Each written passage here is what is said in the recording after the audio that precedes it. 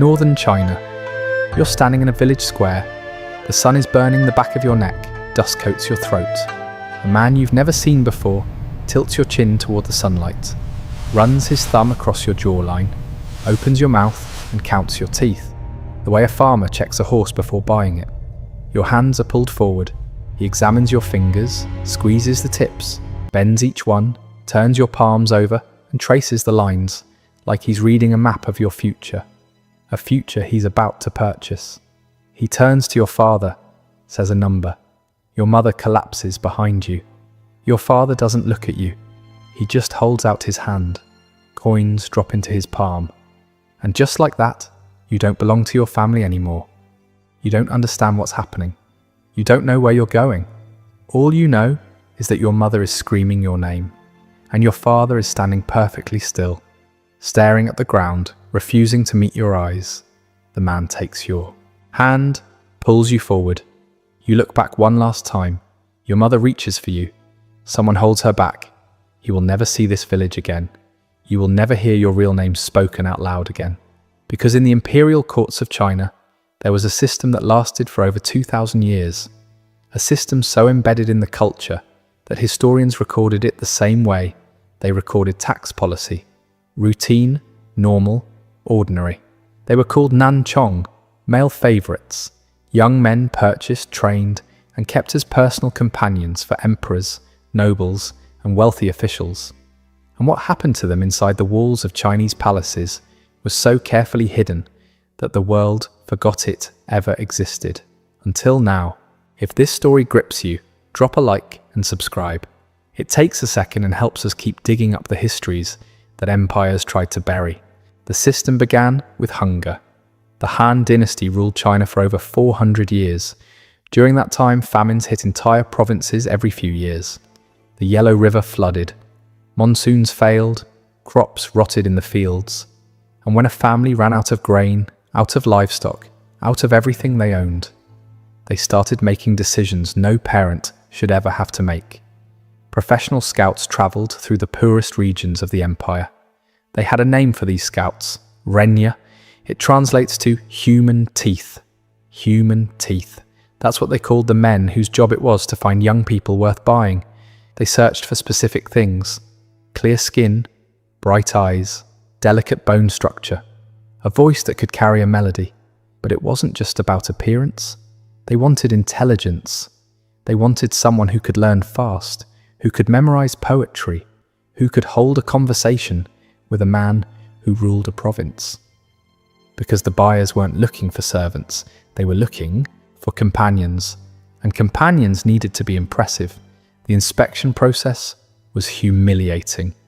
Young men were lined up and examined in front of their families. Hands were checked for artistic potential. Long fingers meant they could learn to play the guqin, a 7-stringed instrument considered essential in any educated household.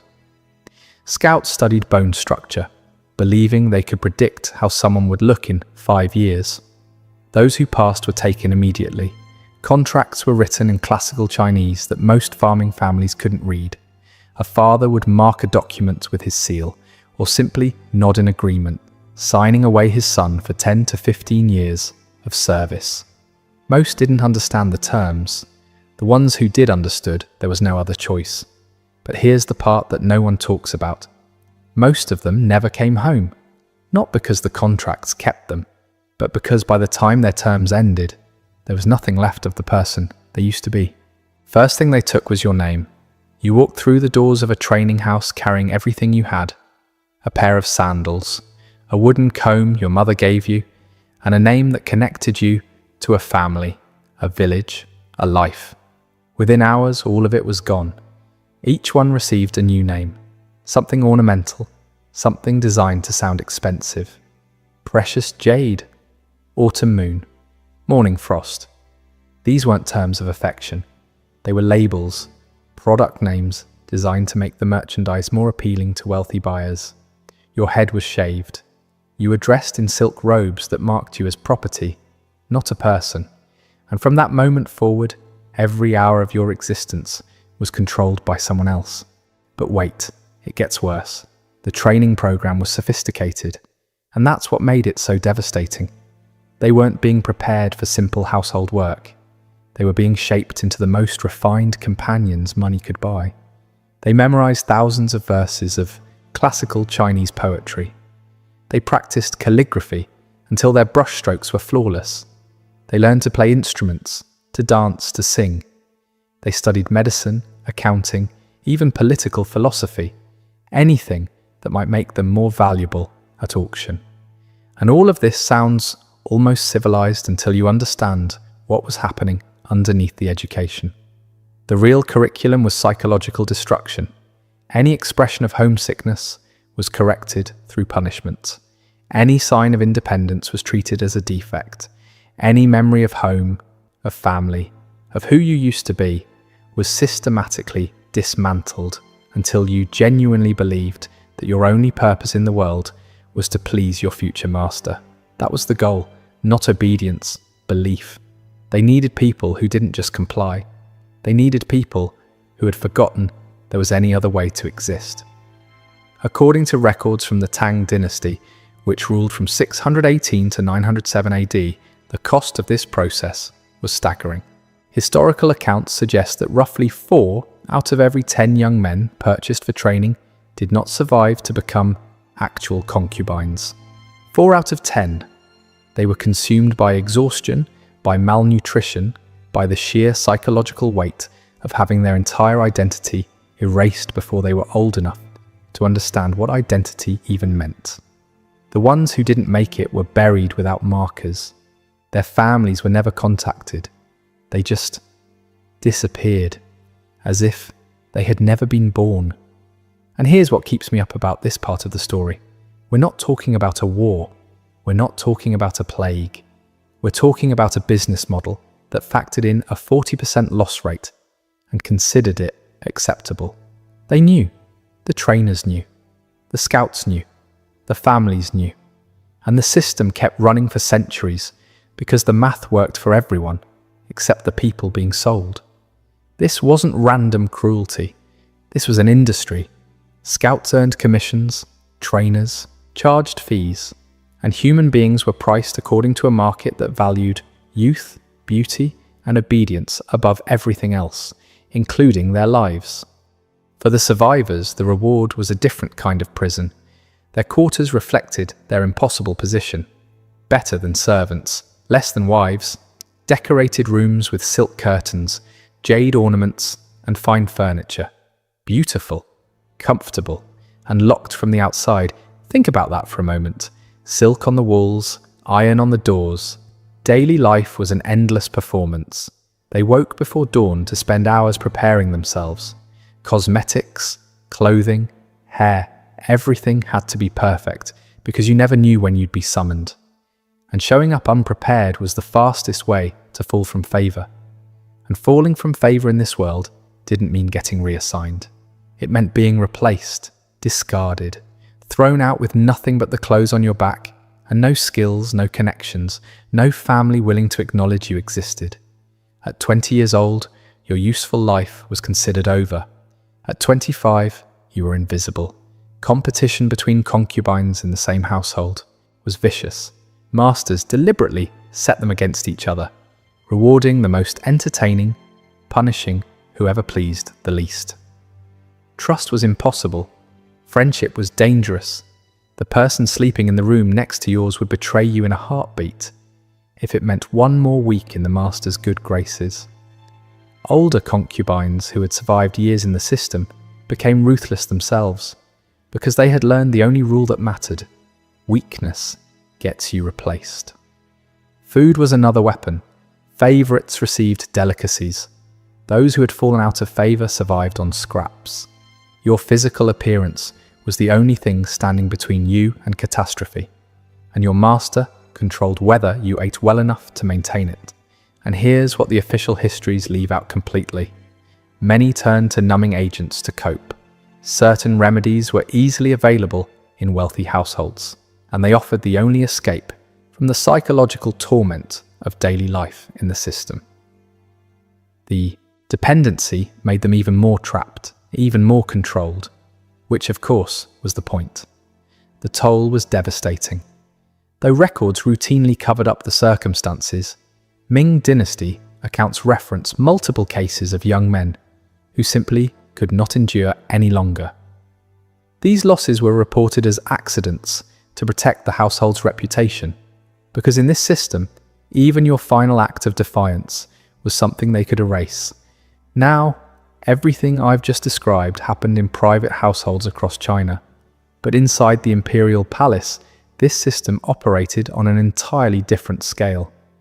According to historian Brett Hinch, who wrote what academics consider the definitive study on this subject, all 10 emperors during the first 2 centuries of the Han Dynasty had documented male favourites. All 10. This wasn't a scandal. It wasn't a secret. It was recorded in official government histories, like routine administrative business. But one story stands above all the others, and it's a story that changed the Chinese language itself. His name was Dong Xian. He entered the imperial court around 4 BC, the son of a minor official, roughly 17 years old. The Book of Han, one of China's most important historical texts, describes him as having a face like white jade and eyes that sparkled. Emperor Ai noticed him during a routine court ceremony, and from that moment, the emperor's obsession consumed the entire government. The gifts came first: estates, titles, treasure worth what would be millions today. Dongxian's father was made a marquess. His sister was brought into the imperial harem. An entire residence rivaling the imperial palace itself was constructed just for him. Then came the political appointments. Anyone who objected was crushed. The Prime Minister, Wang Jia, wrote a carefully worded letter warning the emperor that his generosity toward Dongxian was dangerous. He pointed to history. He reminded the emperor what had happened to Deng Tong, Emperor Wen's favourite from a century earlier. That story alone is worth telling, because it's the perfect warning that nobody ever listened to. Deng Tong started as a boatman, a nobody. Emperor Wen noticed him because of a dream. The emperor dreamed he was trying to reach heaven but couldn't get there until a man wearing a yellow hat pushed him upward. When he woke, he searched the palace and found Deng Tong, a boat rower who wore a yellow cap. The resemblance to the dream was enough. From that day forward, Deng Tong became the emperor's closest companion.